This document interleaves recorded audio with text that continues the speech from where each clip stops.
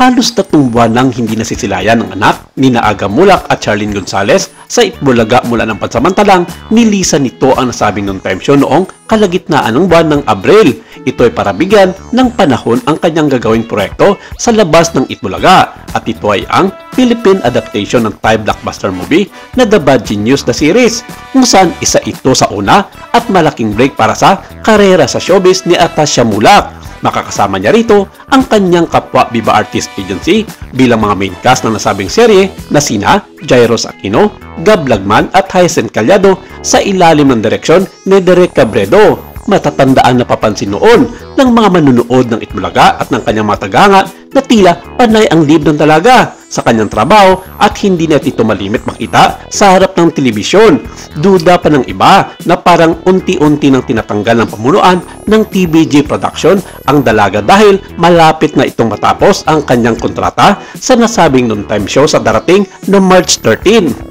Dumating pa sa puntong pinag-usapan ito ng ilang mga kilalang showbiz columnist, mga vlogger at maging nailathala pa ito sa ilang mga artikulo sa mga pangunahing payagan sa kanilang mga online news portal. Samut-sari ang naging reaksyon ng mga netizens tungkol nga sa isyong binitawan ng mga showbiz insiders dahil hindi ito naipaliwanag ng iba na nagsimula na pala noon ang mga tapings at shootings kasama ang mga mall shows promotion ng The Bad Genius The Series kung saan unti-unti na naging abala si Atasha sa trabaho niya dito. Pero nanahimik lamang ang isyu ng isinapubliko na ng Viva TV ang kanilang franchise ng nasabing Thai blockbuster movie tungkol sa cast reveal ng nasabing serye kung saan isa nga sa may lead roles dito ay si Atasha Mulak.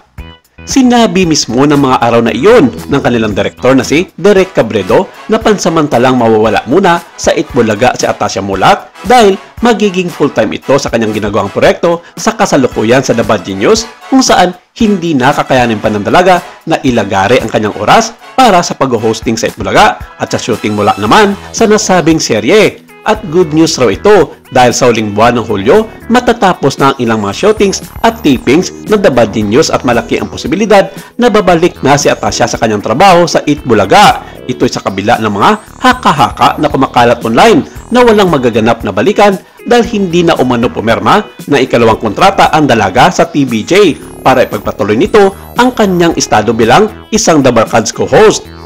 Pero pinabulaanan naman ito ng nasabing pamunuan dahil kumakailan lamang ng inanunsyo ng dalawang Itbulaga bigman na sina Vic Soto at Pinoy Henyo Master Joey De Leon na may magbabalik na isang The Barkads matapos ito mawalay sa kanila pansamantala. Hindi man pinangalanan ni Bossing at Joey kung sinong dating The Barkads ang magbabalik sa Itbulaga pero sinabi ng mga nakararami na si Atasha Mulak na ito ang kanilang tinutukoy. Patunay lamang nito sa sinabi noon ni Derek Cabredo na babalik at babalik ang kanilang alagang si Atasha sa Itbulaga pagkatapos ng kanyang mga commitment sa kanyang management na Studio Viva dahil sa mga ginagawang proyekto nito sa franchise ng Studio Viva na The Bad Genius The Series.